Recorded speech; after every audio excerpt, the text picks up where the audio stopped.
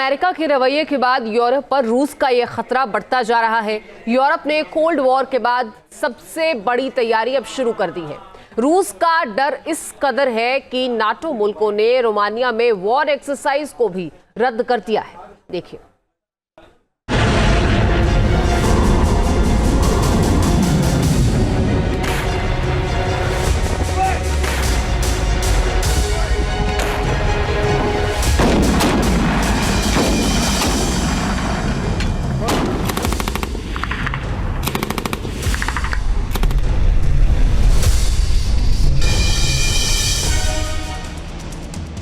जब रूस के कयामत वाले हमले से यूक्रेन नहीं बचेगा तो यूरोप कैसे महफूज रहेगा?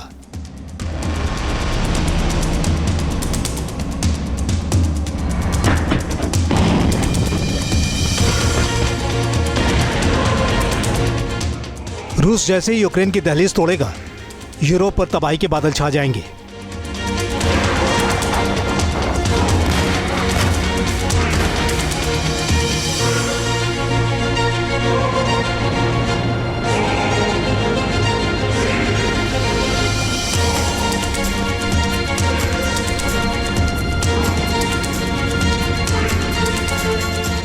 अमेरिका का झटका, क्या यूरोप अब पूरी तरह फंसा?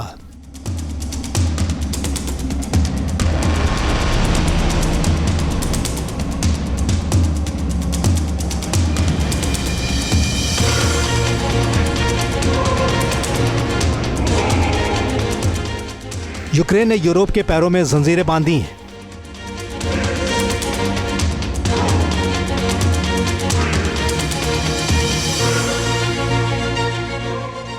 एक तरफ अमेरिका ने यूरोप की हिफाजत की शर्तों को तोड़ दिया है और दूसरी तरफ यूरोप के नाटो मुल्कों के सामने रूस के ताप से बचने के हालात पैदा हो गए हैं।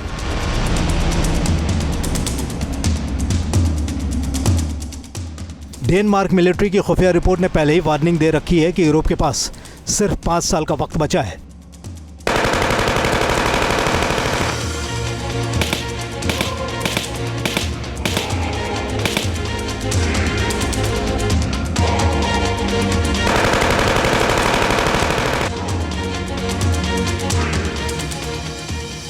लेकिन यूरोप से आ रही तस्वीरें बता रही हैं कि अब शायद 5 साल का वक्त भी नहीं बचा।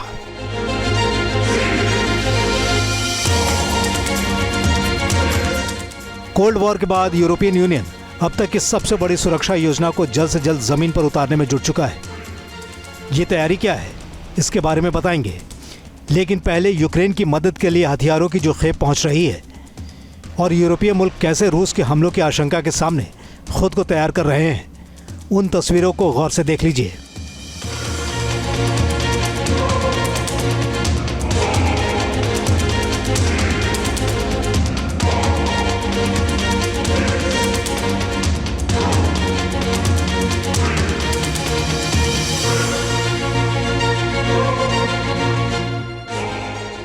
स्वीडन ने अपने ग्रिपेन फाइटर जेट को जर्मनी के सहयोग से बनी टॉरस के EPD-350 क्रूज मिसाइल से लैस कर लिया है। स्वीडिश एयरफोर्स ने ऐलान भी कर दिया है कि आने वाली चुनौतियों का सामना करने के लिए कदम उठा लिए गए हैं।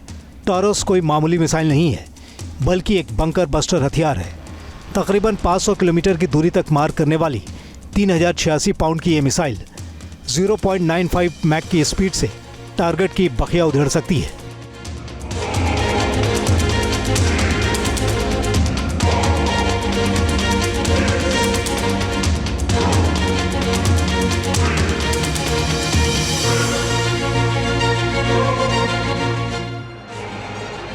ग्रिपन भी बेहद ताकतवर लड़ाकू विमान है। मैक 2 की स्पीड से उड़ान भरने वाला यह fighter jet laser guided bomb और एंटीशिप मिसाइल को कैरी कर सकता है।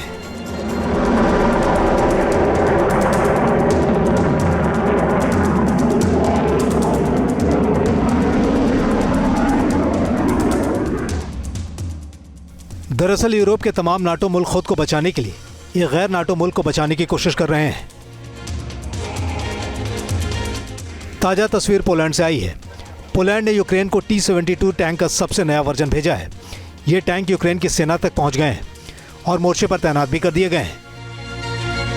सोवियत जमाने की इस टैंक की 200 खेप यूक्रेन को पिछले 2 साल में हासिल हो चुकी है। इस टैंक के जरिए बेहद विस्फोटक एंटी टैंक शेल्स मारे जा सकते हैं और टैंक के कुछ वेरिएंट को गाइडेड मिसाइल से भी लैस किया जा सकता है।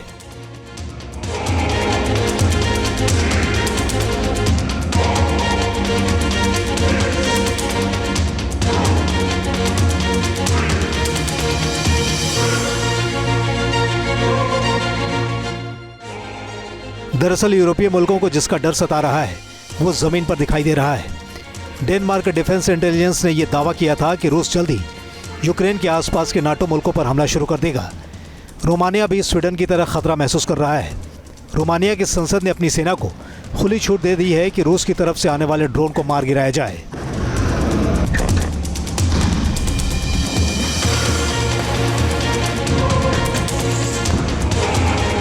आज इसमें 32 देश शामिल हैं, लेकिन सब जानते हैं कि अमेरिका के बगैर नेटो रशिया का मुकाबला नहीं कर सकता।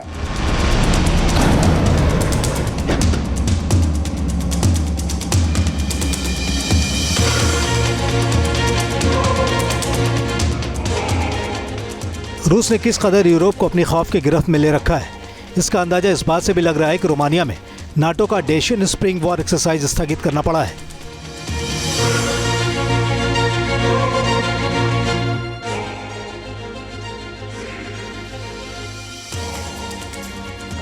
यह वॉर एक्सरसाइज फ्रांस की नुमाइंदगी में रोमानिया में अंजाम दिया जाता है। इसमें नाटो मुल्कों के 1500 सैनिक हिस्सा लेते हैं।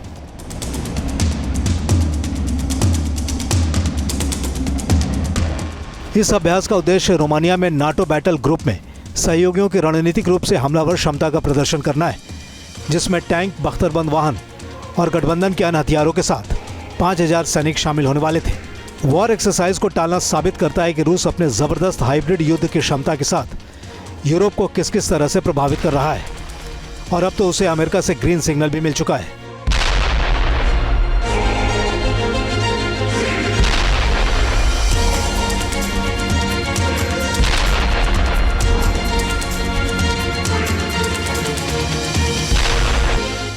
यूरोपियन यूनियन रूस से हिफाजत के लिए 3 रणनीति पर काम कर रहा है।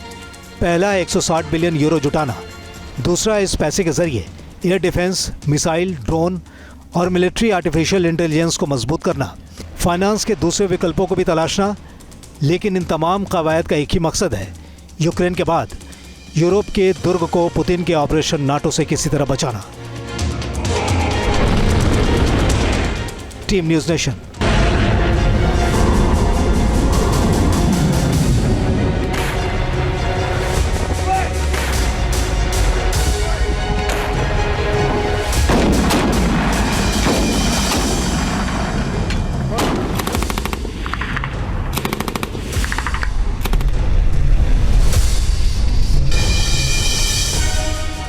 न्यूज नेशन अब व्हाट्सएप पर खबरों के ताजा अपडेट के लिए न्यूज नेशन के इस QR कोड को स्कैन करें।